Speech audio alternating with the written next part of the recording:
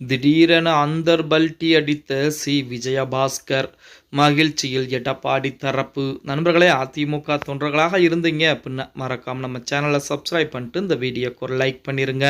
அனைத்திந்திய அண்ணா திராவிட முன்னேற்ற கழகத்தை பொறுத்த வரைக்கும் நடந்து முடிந்த சட்டமன்ற தேர்தலுக்கு பின்பு பல்வேறு விதமான பிரச்சனைகள் சந்தித்தது. அடுத்ததாக SP வேலுமணி, CV சண்முகம், அதே போல MR விஜயபாஸ்கர், C. விஜயபாஸ்கர் போன்றவர்கள்லாம் எடப்பாடி பழனிசாமிக்கு எதிராக செயல்பட ஆரம்பித்தார்கள் அப்படிங்கிற தகவல் நம்ம அனைவருக்கும் தெரியும். ஆனால் இறுதியிலே SP வேலுமணி தரப்பு அதிமுகவுடன் இணக்கமான ஒரு சூழலில் போய்விட்டது. அடுத்த கட்டமாக நமது CV சண்முகமும் அதே போல C. விஜயபாஸ்கர் மட்டும் இதுவரைக்கும் எடப்பாடி பழனிசாமி அதிமுக எங்களுக்கும் எந்த ஒரு தொடர்பும் இல்லை என சொல்லிக் கொண்டுதான் இருந்தாங்க.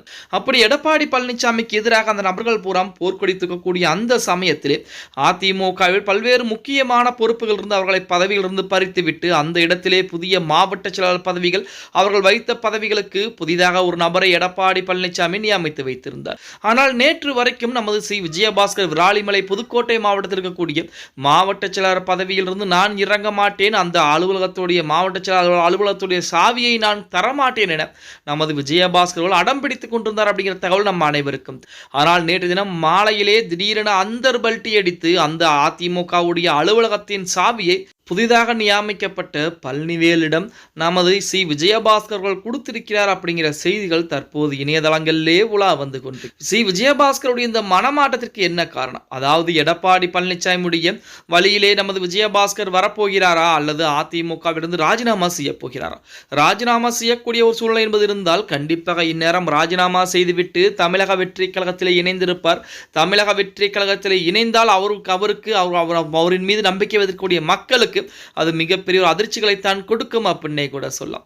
இப்படிப்பட்ட ஒரு சூழலில் இனிமேலும் எடப்பாடி பழனிசாமி எதிர்த்து நம்மால் ஒன்றுமே செய்ய முடியாது நினைத்த விஜயபாஸ்கர் அவர்கள் அந்த அதிமுகவுடைய அலுவலகத்தின் சாவியை திடீரென அந்தர்பல்டி அடித்து புதிதாக நியமிக்கப்பட்ட மாவட்ட செயலாளர் பழனிவேலிடம் கொடுத்திருக்கிறார். இது அங்க இருக்கக்கூடிய தொண்டர்கள் மத்தியிலே மிகப்பெரிய ஒரு பிரச்சனையை ஏற்படுத்தக்கூடிய விதமாக அமையாமல் இருக்கிறது அப்படின்னே கூட சொல்லலாம்.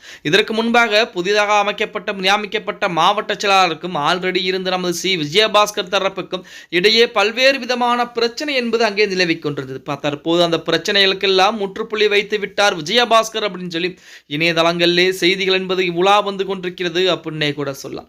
எது எப்படி இருந்தாலும் அதிமுக அனைவரும் ஒன்றுபட வேண்டும், ஒன்றுபட்டு அதிமுகவுடைய வெற்றிக்கு உழைக்க வேண்டும். அதிமுக இந்த தேர்தலில் தோல்வி அடைந்திருக்கிறது, இனி வரக்கூடிய தேர்தலிலும் தோல்வி அப்படி நிலைப்பாடு என்பது இருக்காது அப்படின்னே கூட சொல்ல. அதற்காக அனைவரும் களத்திலே இறங்கி வேலைகளை பார்த்தால் கண்டிப்பாக அடுத்து வரக்கூடிய தேர்தலில் அதிமுகவின் கைவசம் இருப்பதற்கு வாய்ப்புகள் என்பது இருக்கிறது. பொறுத்து பார்க்கலாம். ஓகே கைஸ், வீடியோ பிடிச்சிருந்தா மறக்காம லைக் பண்ணுங்க. நம்ம போடக்கூடிய வீடியோ பற்றின கருத்துக்களை கீழே மறக்காம கமெண்ட் பாக்ஸ்ல பதிவு நண்பா.